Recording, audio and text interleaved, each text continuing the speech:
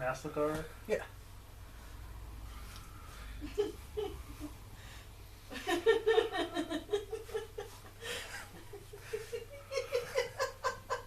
Hey, Cheesecake Nation.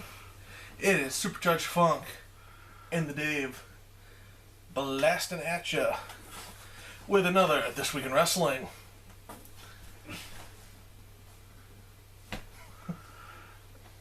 Hello. So, I think this week we're going to let Judge take off. Where would you like to start? Since we just finished watching Lucha, let's just kind of get that out of the way. Alright.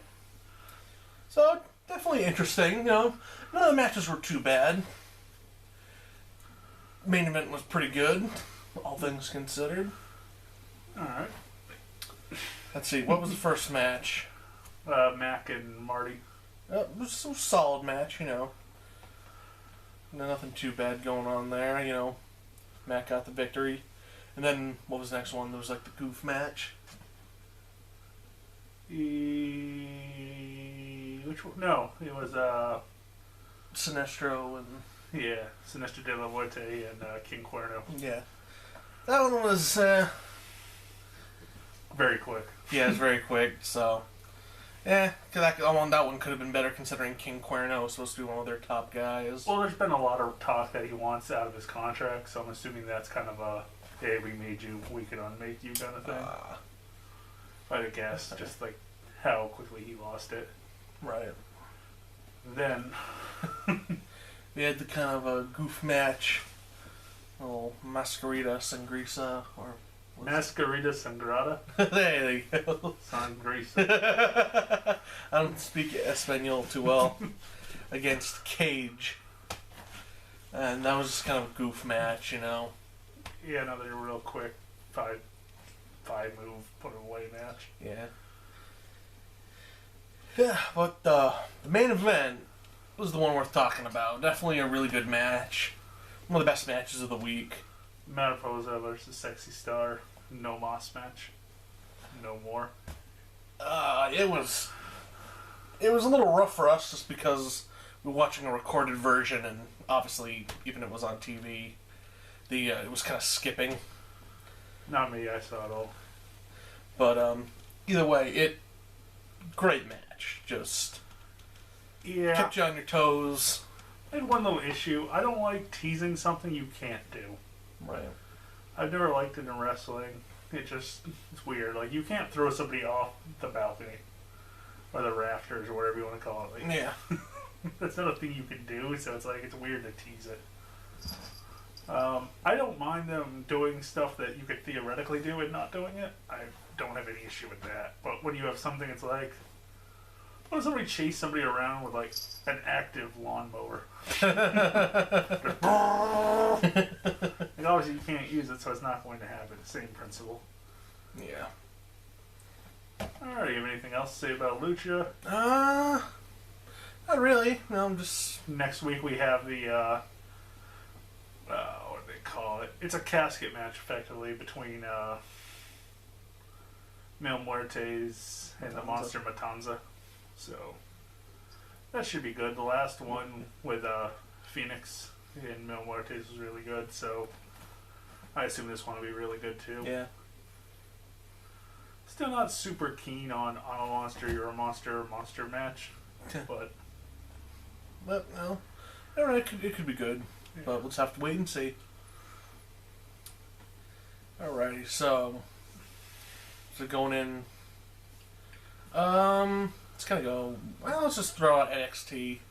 There wasn't a whole lot going on there, except for the debut, or the WWE debut, of Aaron Young. Eric, I said Aaron, right? Eric Young.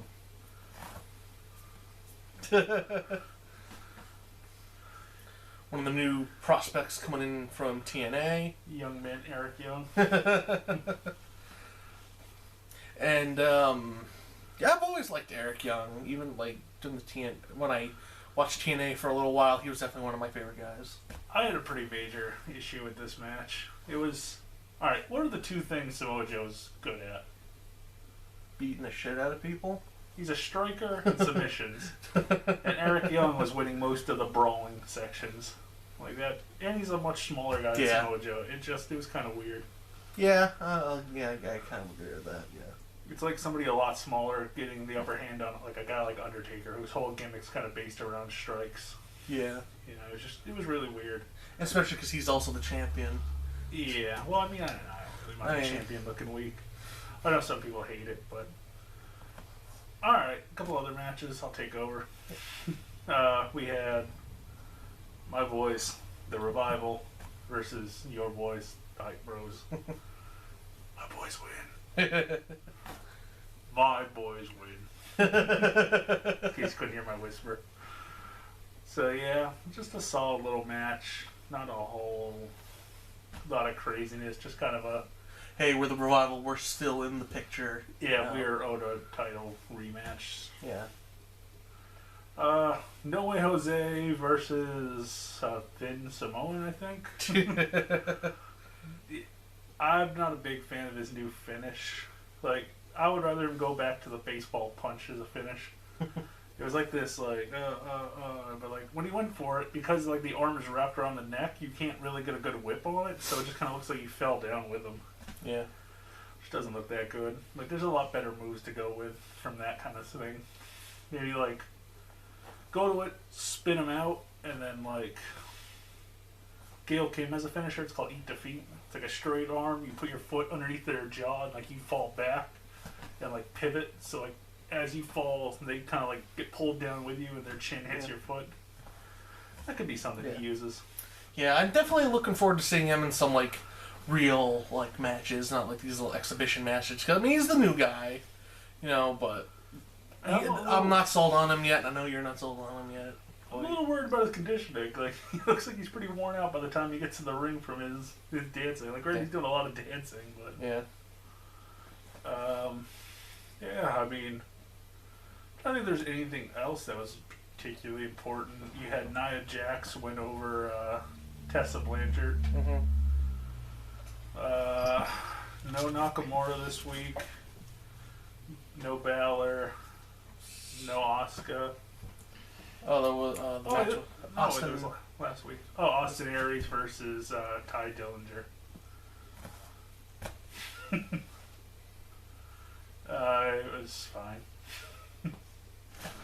The greatest man who ever lived defeated the perfect 10.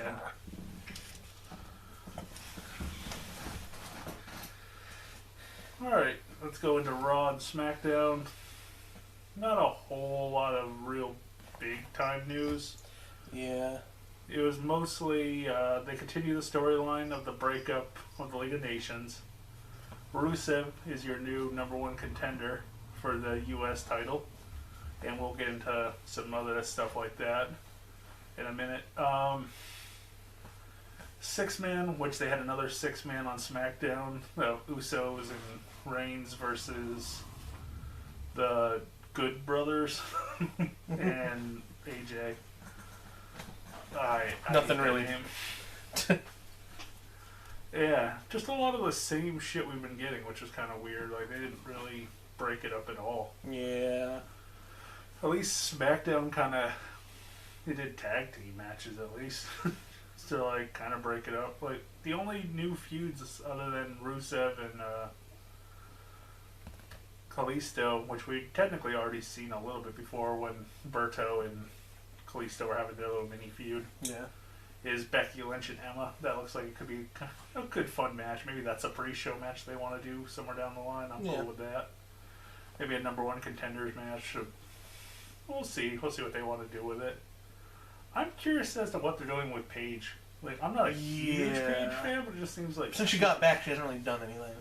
Yeah, I'm just like, did she get demoted?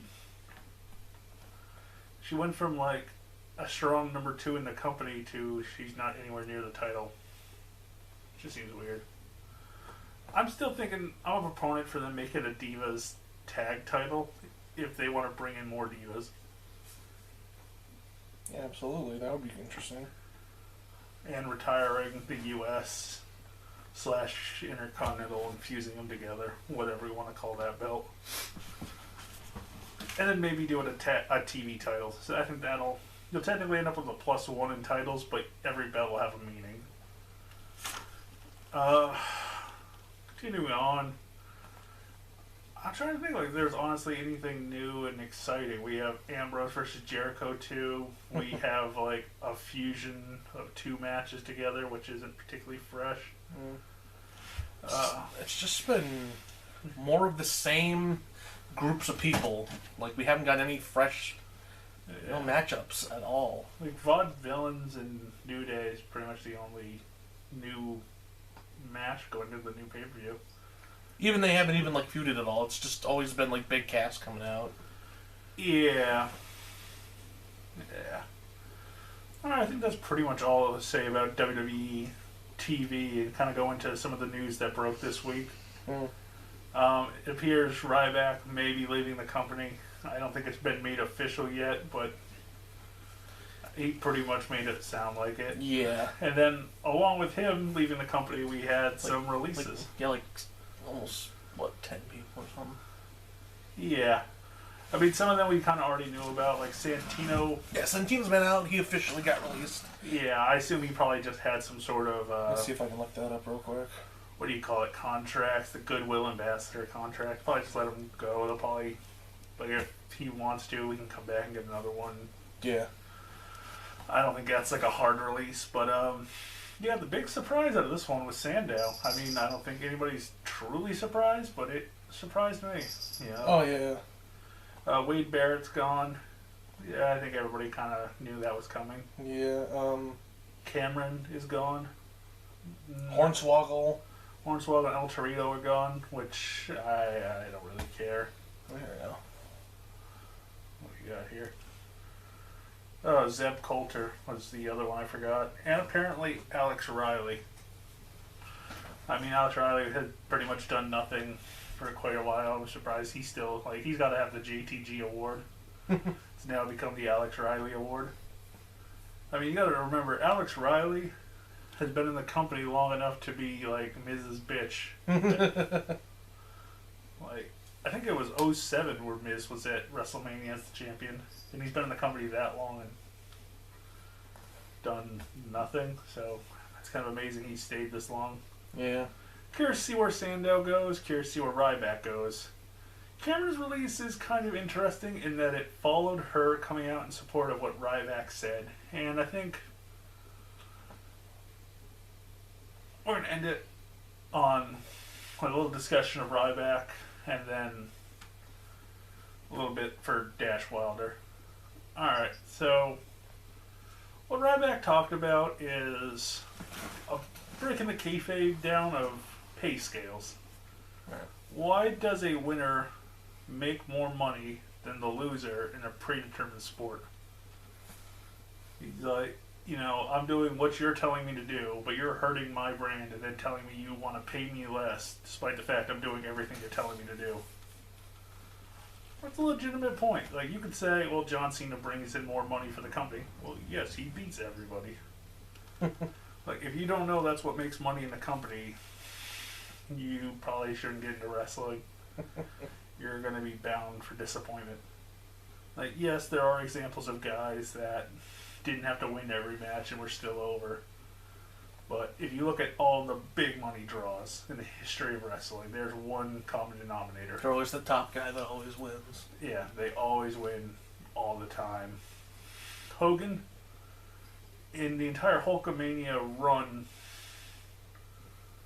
up until the first time he left, had one clean loss to Warrior, in which he immediately kicked out at 30. Like, it was like he completely got back up and no sold it, and then eventually handed the title to Warrior. Austin a few more, Cena obviously a few more than that. So, but all in all, you're talking about guys who probably have 90-something% win when it comes to just clean matches. You know, and I mean, The Rock, Andre the Giant, Ultimate Warrior, these are all guys that never lost. Yeah, the only guy that I can even think of off the top of my head that kind of has like a nice clean even is probably Macho. Macho is still winning quite a bit, though. Like, the only guys I can really think of that were pretty far over and still were losing quite a bit were Brett and Daniel Bryan. And I don't think you could really honestly say they're at the same level as a Stone Cold. No. Even a John Cena. Maybe Bryan. I don't think Brett was ever at that level. Like, Brett was definitely the face of the company at one point, but Yeah. I don't think he was as unanimously over as some of those guys. Granted, I don't think Cena's ever really been unanimously over as the face of the company. Or nor has Try. But yeah, he talked about it, and I gotta kind of agree with him. He's like, if you're a star, you're going to make more money anyways based on your merch sales and other licensing. Yeah. And he talked about how the company was holding him back from doing like commercials and getting licensing agreements and stuff like that. Yeah. And that to me is stupid. I mean, I understand WWE has to protect its investment, but it's like, unless he was like going to be the face of Pornhub, like, why would you like initially take a star that people want to see more of and not do that? yeah, It doesn't make any sense. I mean, I can kind of get where WWE's coming from. They probably, if they're going to do a licensing agreement, they don't want this guy to be jobbed out for a month. Right. But at the same time, WWE doesn't want to make deals where this guy has to be constantly winning to sell a product that they're not making money off of. Yeah. But I don't know. I find it stupid. Like, CM Punk talked about it too. Like, he was supposed to get a Slim Jim deal. Make him the new face of Slim Jims, but they screwed him out of it. And I think they said Randy Orton or something, and the Slim Jim guys didn't like Randy and just fell through or something like that. Like, I don't know. That's nuts. WWE is really stupid sometimes. Like, whoever thought that getting Randy Orton to be in the Marine was a good idea, despite the fact he was dishonorably discharged from the Marines, should have been fired. I really hope they are. For all the stupid things that Vince has fired somebody for, that should have been an easy one. Like, I mean, I've really put thought into what Ryback said, and I could kind of see both sides of it. Should Heath Slater and John Cena make the same amount of money? Probably not. But should WWE... I feel like you have to come up with some sort of plan if you're going to bring somebody in to job. Whether that's the independent contractors just getting together and forming a union to protect their interests, that looks like it's going to be what has to happen, where you're almost going to set it up like the territories, where it's like, oh, you want me to come in and put John Cena over, put Roman Reigns over, put over who the hell the face of the company is. You have to pay me a lot of money because you're hurting my brand. And then they go in Japan, they do Mexico, they do whatever, rebuild up their credibility, and then whatever, they can come back and do another round and stuff like that. And almost do a pseudo territory system. They can go do Ring of Honor, they can go do, Combat Zone, whatever they're going to do, Lucha, TNA if it survives, because it's ridiculous to say, like, oh, you did your job excellent, but now we're going to pay you less because we think you're worth less money to us because you did your job too well. Right. It's a stupid system. And I gotta just say, I hope Ryback the best. I hope he goes to Japan, finds, fresh love for the business and does well. Comes back a huge star and, makes WWE... Stars that have so much more potential than WWE is letting through. Well, alright. I can kind of see how WWE's trying to protect this. Like, they do a lot of 50-50 booking, which is just horrible, because no one gets over. Right. It's like, oh, well, you're only as good as me, and I'm only as good as you, but somehow you're the champion. And I'm not. you need a hierarchy. And WWE's been pretty shit at it. Like, you have a main event level guys, and then everybody else. Like, honestly, who in the company could you see that can't possibly beat Miz for the Intercontinental? There's not too many. Slater, Bo. I could see Axel doing it, honestly. Yeah. The Ascension guys. I'm really trying to scrape the barrel here. I think the guy's Tyler Breeze. Actually, Tyler Breeze could probably beat him.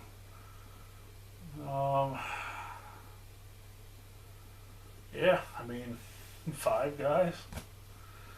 Adam Rose when he comes back from his suspension. 6 guys in the entire company that probably couldn't beat Miz for the title. If I was the head booker, I mean, that's your Intercontinental Champion. He should be, theoretically, somewhere in the title picture for the world title. I'm not saying he has to be number 1 contender, but he should be thought of as a contender up there. Yeah. But at the same time, you kind of have the same issue in the Divas division. Like, you have the 3 new girls,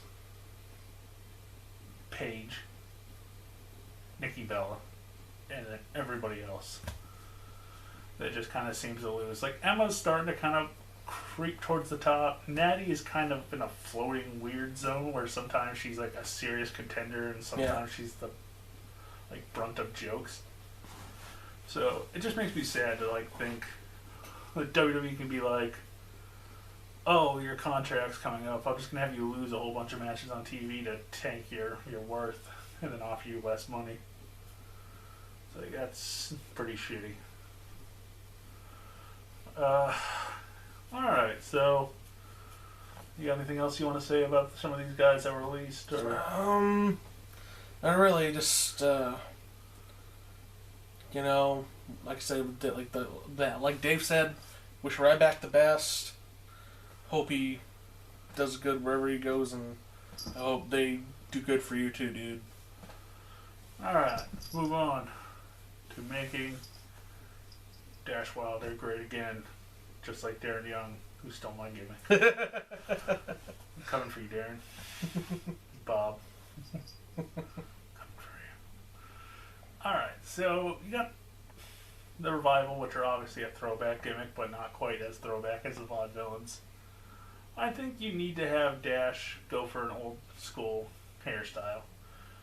I don't think he needs to do a mullet. I think that'll just come off too cheesy. Yeah. So I'm thinking like one of those like big swirl bowl cut kind of gimmicks. Like a very 70s hairstyle. And they definitely need to get those like old school sunglasses like Arn and Tully used to wear. Yeah. Like, you gotta get a couple pairs of those and rock them to the ring. Like the ones they got the bar across the top and the one on the nose and all that shit. Yeah. You know.